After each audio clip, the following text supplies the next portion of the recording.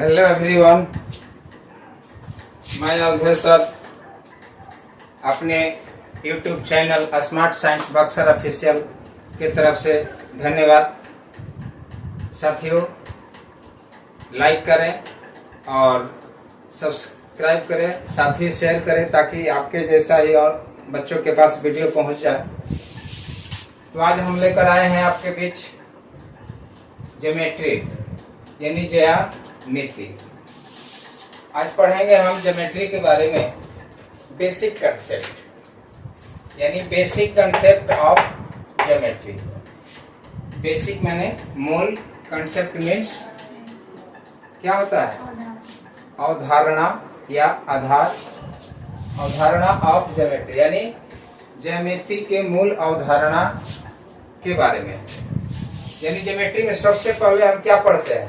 देखिए, ज्योमेट्री में हमारा सबसे पॉइंट आता है, उसका नाम है क्या? पॉइंट। पॉइंट मीन्स बिंदु। कोई भी बिंदु, एक बिंदु यहाँ पर लिखते हैं ना, तो ये बिंदु हो गई, इसको कहेंगे क्या? पॉइंट।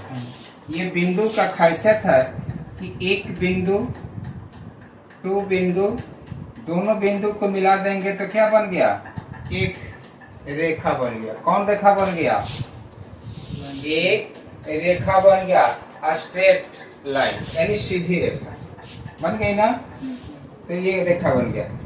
पुनः एक बिंदु नीचे रख देंगे, देखिए बिंदु का खासियत क्या है, और यहाँ से एक रेखा को मिला देंगे, यहाँ से एक रेखा को मिला देंगे, तो ये आकृति क्या बन गई?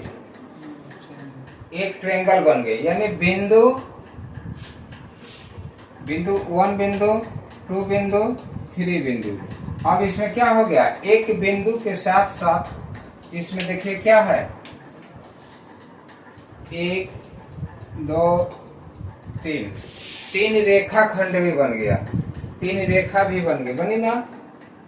इसको कहते हैं लाइन सेगमेंट यानी तीन रेखा खंड। यानी हम कह सकते हैं कि बिंदु से ही हम किसी की रचना कर सकते हैं। यानी कहता है कि a point is basic unit of geometry. यानी बिंदु इज अ बेसिक, बिंदु है बेसिक, मूल, यूनिट, इकाई ऑफ ज्योमेट्री। यानी ज्योमेट्री की मूल इकाई है क्या चीज? पॉइंट। जैसे हम साइंस में पढ़े थे सेल के बारे में कि कोशिका क्या थी? सजीव शरीर की मूल इकाई। मूल इकाई यानी सजीव शरीर के संरचनात्मक इकाई था कोशिका। तो उसी तरह से पॉइंट से ही क्या है? यह ज्योमेट्री का जो है बेसिक यूनिट है यानी मूल इकाई है। इसके सिवाय जो है ज्योमेट्री की रचना नहीं की जा सकती है। तो सबसे पहला हो गया क्या? ज्योमेट्री का पहला कंसेप्ट पॉइंट पढ़ लिया। दूसरा क्या है? लाइन सेगमेंट यानी लाइन सेगमेंट यानी रेखाखंड। कहता है कि a straight line with to and, point and definite length. यानी दो बिंदु, वन बिंदु, टू बिंदु। कहता है ना कि दो बिंदु, अ स्ट्रेट लाइन यानी सीधी रेखा, विथ टू एंड यानी दो एंड पॉइंट, दो बिंदुओं के अंत, एंड डेफिनिट लेंथ यानी दो बिंदुओं के अंत के दूरी की लेंथ, इंडिफिनिट के बीच की दूरी क्या कहलाती है? Line segment. देखिए ये क्या है? एक रेखा है ना, लेकिन यहाँ पर ए और बी यानी एक बिंदु यहाँ है और एक बिंदु यहाँ है। रेखा ये आगे तक है, देखिए रेखा तो क्या है?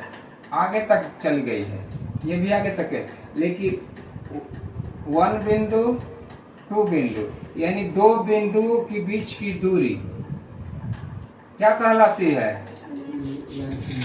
लाइन सेगमेंट यानी रेखा खंड। यानी रेखाओं का भाग होता है जो दो बिंदुओं को क्या करता है? बीच की दूरी होती है, वही है line. It has no end point, it does not have a definite length कहता है कि लाइन का it has no end point, इसका कोई अंत नहीं होता है।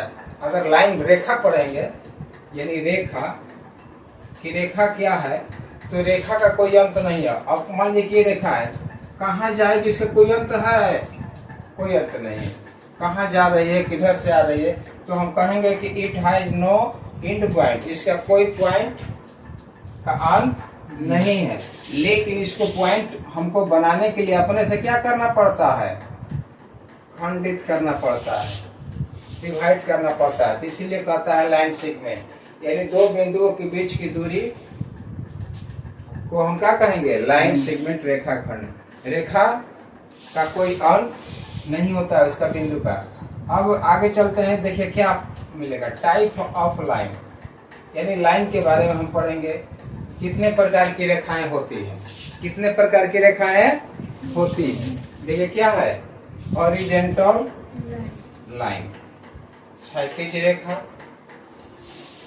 है ना, यानी यह रेखा है, एक रेखा है, क्योंकि क्या जानते हैं कि रेखा का कोई अंत नहीं होता है, इसका कोई अंत पॉइंट नहीं होता। पॉइंट अपने से क्या करते हैं? बनाते हैं, तब हम ज्यामिति की रचना करते हैं। किसी भी त्रिभुज भी बनाएंगे तो पॉइंट देना पड़ेगा कहीं ना कहीं से, वर्ग बनाएंगे तो पॉइंट देना पड़ेगा, सर्किल वृत्त बनाएंगे तो पॉइंट देना पड़ेगा,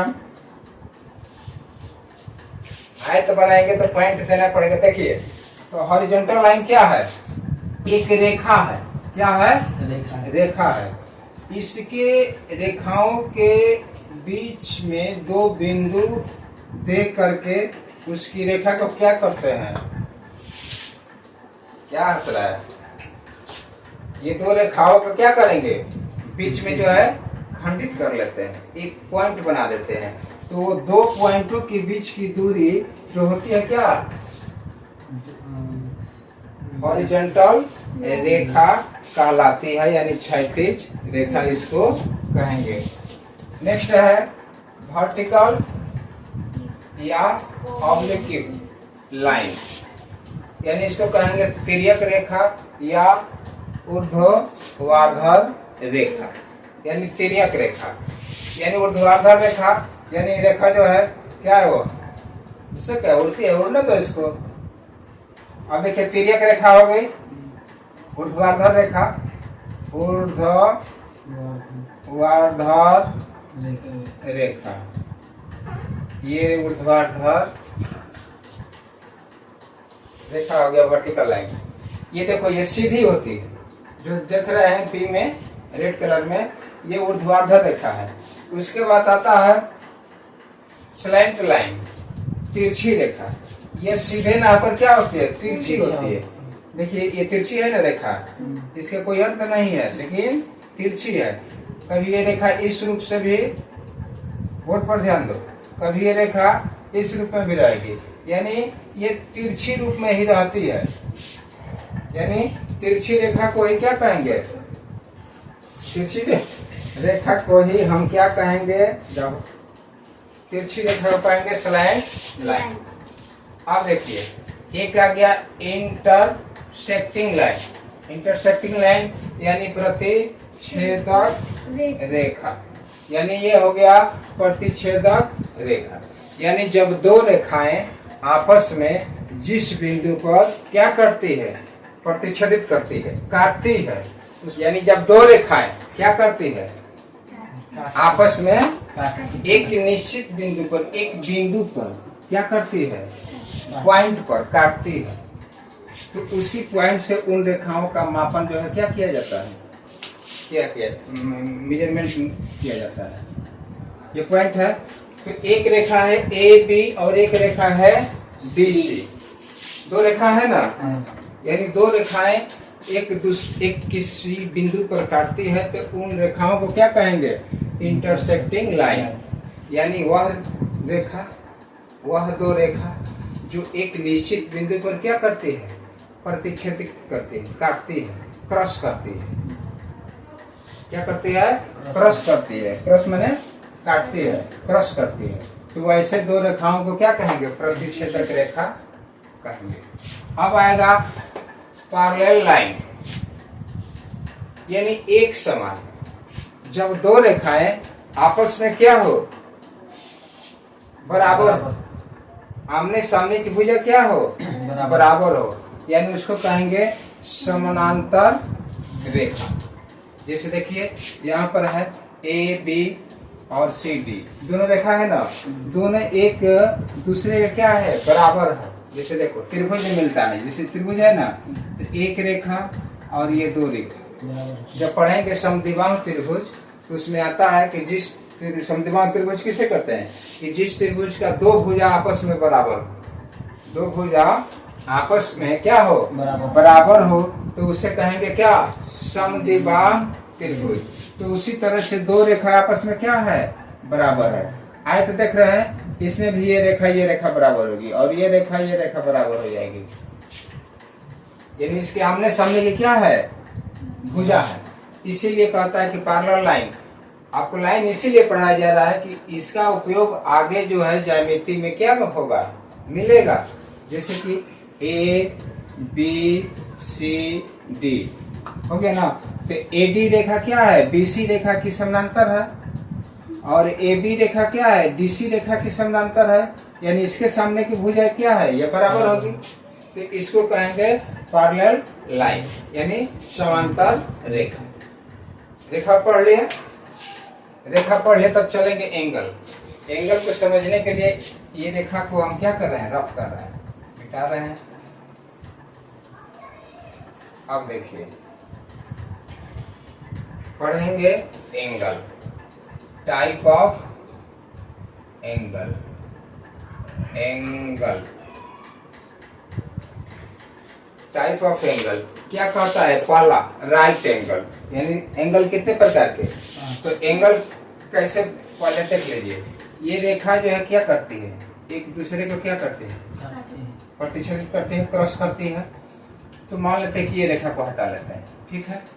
एक ही रेखा है ए बी, है ना, और एक क्या है, एम एन रेखा है। एम रेखा है, एन बिंदु पर क्या कर रही है, काट रही है। काट लेती है, बताओ यहाँ पर ये झुकाव पैदा हो रहा है, यहाँ पर भी मोड़ हो रहा है ना। तो जो मोड़ यहाँ पर जो बनता है, ये इसी को कहते हैं कोण। कोई रेखा किसी रेखा पर जाकर क्या करती है, काटती है, प्रतिच्छेद करती है, क्रॉस करती है। तो जहाँ क्रॉस करेगी वहां पर एक प्रकार का झुकाव पैदा होता है। क्या होता है, झुकाव पैदा होता है, एक प्रकार का मोड़ बनता है। तो उस मोड़ को ही क्या कहते हैं, कोण कहेंगे। मान लीजिए रास्ता है, सीधी रास्ता से जा रहे हैं तो एक रास्ता क्या करता है, मुड़ता है ना। तो जब मुड़ता है, तो जो रास्ता मुड़ता है, तो वहां पर एक प्रकार का जो झुकाव पैदा होता है ना, उसी को कोण कहते हैं। उसी को क्या कहते हैं, एंगल कहते हैं। वहीं पर कोण बनता है। अब कितना झुका हुआ है, कितना मुड़ा हुआ है, उसके एंगल के हिसाब से जो है टाइप ऑफ एंगल बांटा गया है। कि टाइप ऑफ एंगल यानी कोण के प्रकार कितने प्रकार के होते हैं, कौन कौन होते हैं। तो कहता है कि राइट एंगल, फर्स्ट है राइट एंगल, फर्स्ट है ना, है फर्स्ट है right angle, right RIGHT, right angle, यानी इसको कहते हैं समकोण। क्या कहते हैं, समकोण। समकोण का अर्थ होता है जिसका एक कोण कितने डिग्री का होता है, 90 डिग्री का। समकोण का सबसे पहचान है, यह कितने डिग्री का होगा, 90 डिग्री का। देखो कैसे बनता है ये 90 डिग्री कोण। ये रेखा है AB, है ना, इस पर कोई रेखा आकर क्या करे, लंबवत पड़ेगी, तभी 90 डिग्री का कोण बनेगा। ये दिमाग पर रख लेना है। ये रेखा आकर एम एक रेखा है जो एन बिंदु पर क्या कर रही है, मान लेते हैं कि ये लिख दिए, पी बिंदु पर क्या कर रही है, काट रही है। तो लंबवत पड़ेगी, जैसे अभिलंब होता है ना, उसी तरह का। तो लंबवत ये होगा, तो यहाँ पर कई डिग्री का कोण बनेगा, 90 डिग्री का। और इधर भी कई डिग्री का कोण बनेगा, 90 डिग्री के। दोनों साइड 90-90 डिग्री का होगा। जब कोई रेखा पर सीधी रेखा आकर लंबवत पड़ती हो, यानी देखो इसको कैसे लिखेंगे, MP, MP लंब, इसको कहेंगे लंब ए बी। एमपी लंब ए बी। एमपी है ना, इस किस रेखा पर लंब पड़ रहा है? ए बी पर। तो एमपी लंब ए बी, यानी इसको कहेंगे लंब, इसको कहेंगे लंब। जब लंब दिखा दिया तो समझो कि इस पर कितना डिग्री का कोण बनेगा? 90 डिग्री का। जब 90 डिग्री का कोण बनेगा तो इसको कौन एंगल कहेंगे? Right angle. समझ में आ गया? दूसरा क्या है? Zero angle. दूसरा है जीरो एंगल। जीरो एंगल कोई रेखा है सीधी चली गई, ये बताओ यहाँ इस पर किसी प्रकार का कोण बन रहा है? नहीं बन रहा है। क्यों नहीं बन रहा है? कि किसी रेखा पर कोई रेखा आकर काटती नहीं है, क्रॉस नहीं करती है। जब तक से क्रॉस नहीं करेगी तो उसमें, जब क्रॉस नहीं करेगी तो उसमें क्या होगा? झुकाव पैदा नहीं होगा। जब झुकाव पैदा नहीं होगा तो वहां पर कोण नहीं बनेगा। इसलिए इस रेखा पर कितने डिग्री का कोण बनेगा? जीरो डिग्री, यानी 0 डिग्री का कोण बनेगा। तो इस पर कोई रेखा काट ही नहीं रही है। अगर पूछ देगा क्वेश्चन कि 0 डिग्री का एंगल बनाइए तो क्या करेंगे? एक रेखा सीधी खींच देंगे और खींचने के बाद यहाँ पर क्या करेंगे? बीच में ग्रेड करके इसको चांद की तरह बिठा करके लिख देंगे 0 डिग्री। तो रेखा इस पर काटिए नहीं रही तो क्या होगा? 0 डिग्री न बनेगा। हो गया। आप देखिए अगला क्या है। तो 0 डिग्री का मतलब पूछता नहीं है, राइट एंगल पूछेगा। एक और एंगल, एंगल ये होता है दूसरा, तीसरा ना हो, एक्यूट एंगल। ये देखिए एक्यूट एंगल क्या होता है? यह 0 डिग्री से 90 डिग्री के बीच, यानी 90 डिग्री से कम हो, 90 डिग्री से कम हो, इसको कहते हैं क्या? न्यून कोण। इसको क्या कहते हैं? न्यून कोण। यानी 90 डिग्री से कम हो,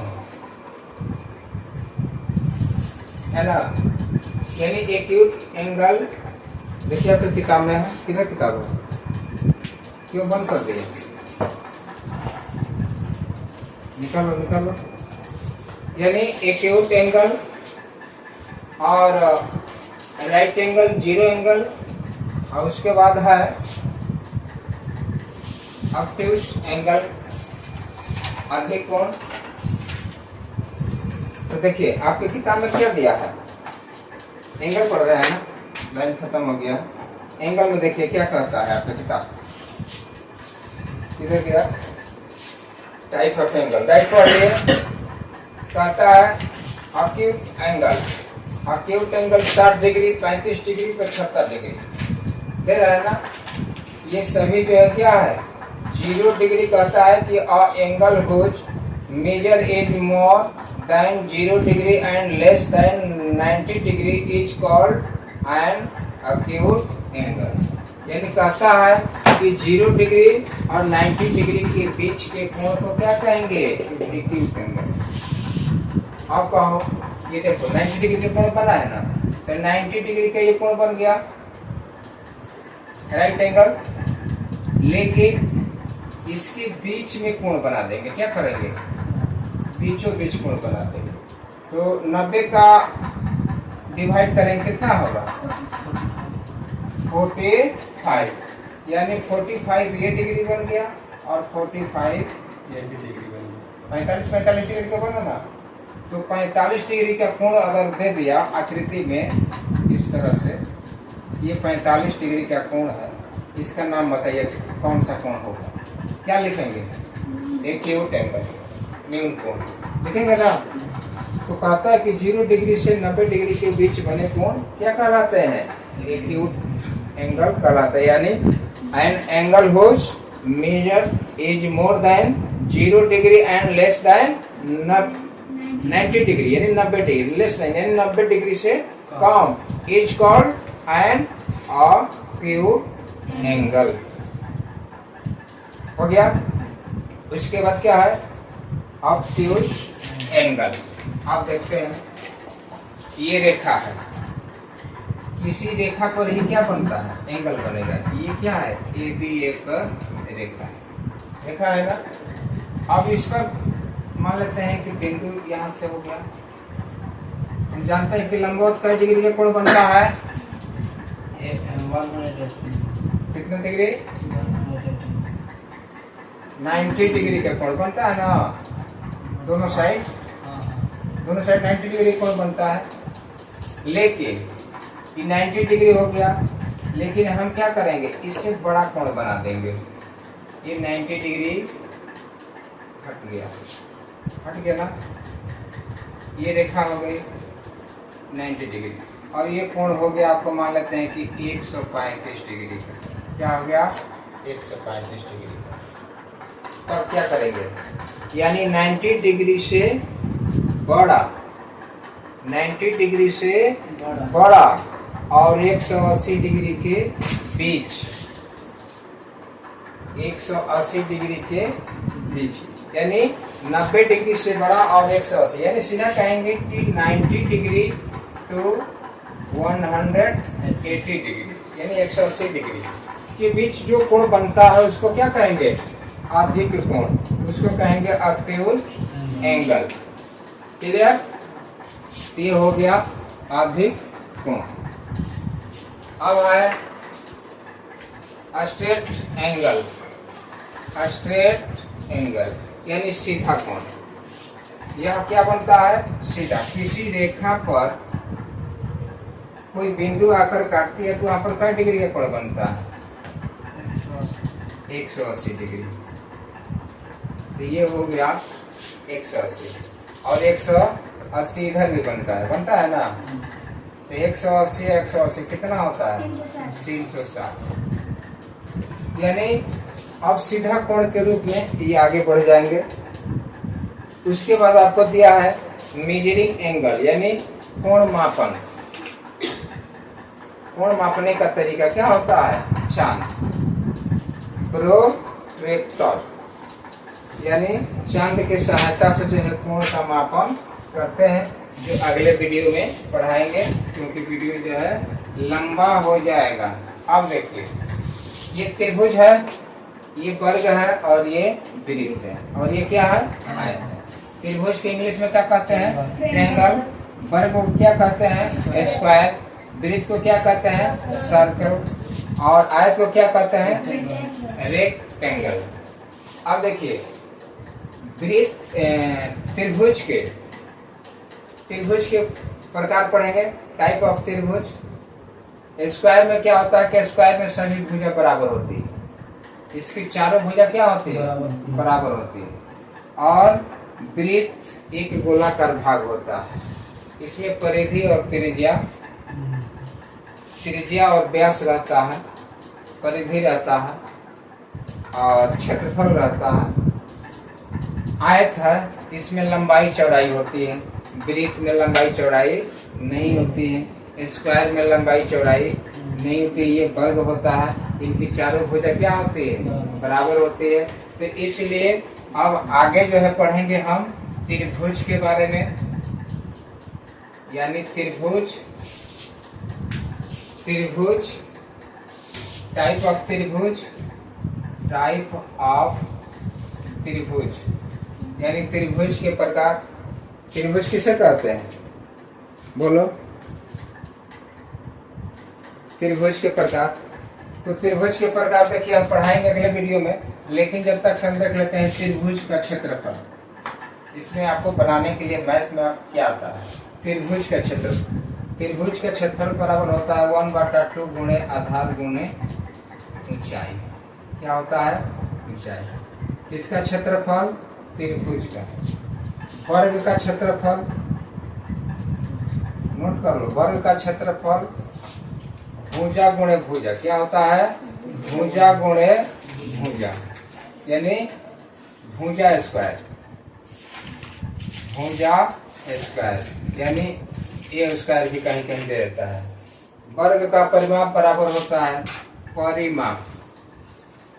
परिमाप बराबर हो जाता है 4 गुणे भुजा। वृत्त में त्रिज्या और व्यास होता है, तो वृत्त का परिधि पूछता है, वृत्त की परिधि बराबर 2 पाई आर। वृत्त का क्षेत्रफल पूछता है पाई आर स्क्वायर। वृत्त की परिधि हो गया और ये वृत्त का क्षेत्रफल हो गया पाई आर स्क्वायर, और वृत्त की परिधि बराबर 2 पाई आर, ये हो गया। अब पूछता है आयत। आयत का क्षेत्रफल बराबर, आपको इसी वीडियो में दे रहे हैं क्योंकि अगले वीडियो में बनाएंगे तो सब अच्छा से समझाएंगे। आयत का क्षेत्रफल बराबर लंबाई गुणे चौड़ाई होता है क्षेत्रफल। आयत का परिमाप बराबर, आयत का परिमाप बराबर 2 इंटू लंबाई प्लस चौड़ाई, यानी L plus b, 2 into L plus b. ये हो गया आयत का परिमाप। अब देखिए ये क्या है, वृत्त है। क्या है, वृत्त है। वृत्त के बीच में एक बिंदु होती है। ये बिंदु अगर पॉइंट नहीं रहेगा तो वृत्त की रचना नहीं हो सकती है। तो वह वृत्त के मध्य बिंदु से वृत्त के परिधि तक, घेरा तक, इसको कहते हैं आर, रेडियस। क्या कहता है, रेडियस। रेडियस इसको कहते हैं त्रिज्या। हिंदी में क्या कहते हैं, त्रिज्या। वृत्त की त्रिज्या। अब दोनों रेडियस क्या करता है, मिला देते हैं एक परिधि से दूसरे परिधि तक। ये पूरा क्या बन जाता है, ये पूरा बन जाता है व्यास। इसको कहते हैं व्यास, डायमीटर। इसको डी द्वारा सूचित किया जाता है।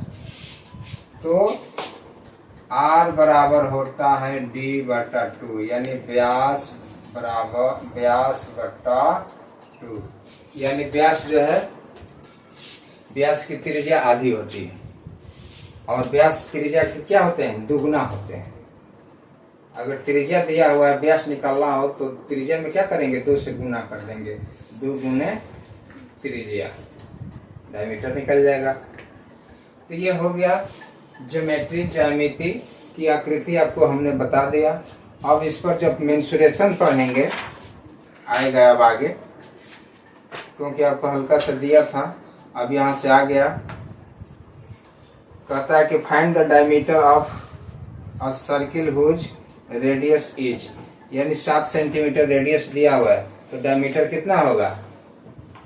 देखिए पहला क्वेश्चन दिया है ना कि find the diameter of a circle whose radius is, यानी उसका diameter of circle whose radius 7 centimetre की त्रिज्या है, तो उसका डायमीटर क्या होगा, यानी व्यास बराबर क्या होगा, 2 गुने त्रिज्या, यानी 7 गुने 2, यानी 14 सेंटीमीटर आपका आंसर हो जाएगा। तो ये पढ़ाएंगे अगले वीडियो में, ठीक है।